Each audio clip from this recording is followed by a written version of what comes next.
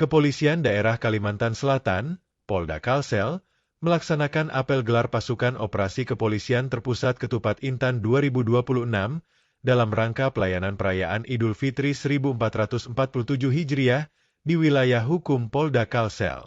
Kamis 12 Maret 2026 pukul 17 WITA. Apel gelar pasukan operasi Ketupat Intan 2026 ini dipimpin langsung oleh Kapolda Kalsel Irjen Pol Dr. Rosyanto Yuda Hermawan SIK SHMH dan dihadiri oleh Forkopimda Provinsi Kalsel, pejabat utama Polda Kalsel, serta personil gabungan peserta apel operasi Ketupat Intan 2026. Pada sambutan Kepala Kepolisian Republik Indonesia yang dibacakan oleh Kapolda Kalsel Rosyanto Yuda disampaikan bahwa apel gelar pasukan Ketupat Intan 2026 yang digelar secara serentak ini merupakan bentuk pengecekan terhadap kesiapan personil maupun sarana dan prasarana sekaligus wujud komitmen dan sinergisitas lintas sektoral dalam rangka mensukseskan operasi Ketupat Intan 2026. Sehingga pelaksanaan mudik dan perayaan Hari Raya Idul Fitri 1447 Hijriah dapat berjalan dengan aman, nyaman, tertib, dan lancar. Rosyanto Yuda juga menambahkan, Polda Kalsel menggelar pengamanan di 3.740 titik yang terdiri dari 3 pos terpadu, 21 pos pengamanan, serta 14 pos pelayanan, dan jumlah personil yang dilibatkan berjumlah 2.189 orang, terdiri dari personil Polri 1.166 orang, TNI 247 personil, stakeholder lainnya 1.023 personil. Berikut penjelasan lengkap yang disampaikan Kapolda Kalsel Rosyanto Yuda kepada para awak media di lapangan. Hari ini, sore ini kita bersama-sama dengan Pak Danrem, Dalanal, Pak Dalanut, dan dari Pemprov, ini menggelar gelar pasukan, melaksanakan gelar pasukan operasi Ketupat Intan 2026.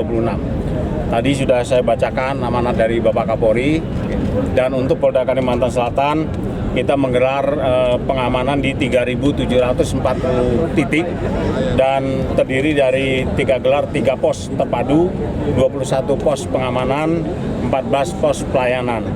Dan personil yang kita libatkan total 2.189 orang, yang terdiri dari Polri 1.166 orang, TNI 247 personil, serta stakeholder lainnya 1.023 personil.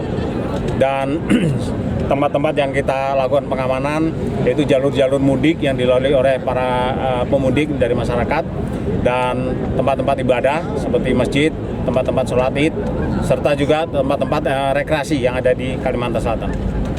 Yang kita atensi pertama terkait dengan laka lantas, ya, kita menekan angka kecelakaan lalu lintas, kita tekan seminimal mungkin, terutama lalu lintas yang berakibat fatal, yang mengakibatkan korban meninggal dunia. Sehingga saya perintahkan para Kapolres untuk mapping tempat-tempat yang rawan kecelakaan dan memasang rambu-rambu bersama dengan perhubungan. Dan yang kedua, kita juga mengantisipasi tindak pidana lain termasuk balapan. Ini juga kita antisipasi agar masyarakat dapat melaksanakan mudik dengan aman, nyaman, lancar. Kepada para pemudik, kami mengimbau agar berhati-hati di jalan, tetap perhatikan keselamatan, dan apabila meninggalkan rumah, dipastikan supaya listrik dimatikan, dan apabila ada barang-barang berharga seperti kendaraan bermotor, mobil, dan sepeda motor, apabila tidak dibawa, silakan dititipkan di kantor-kantor polisi dan di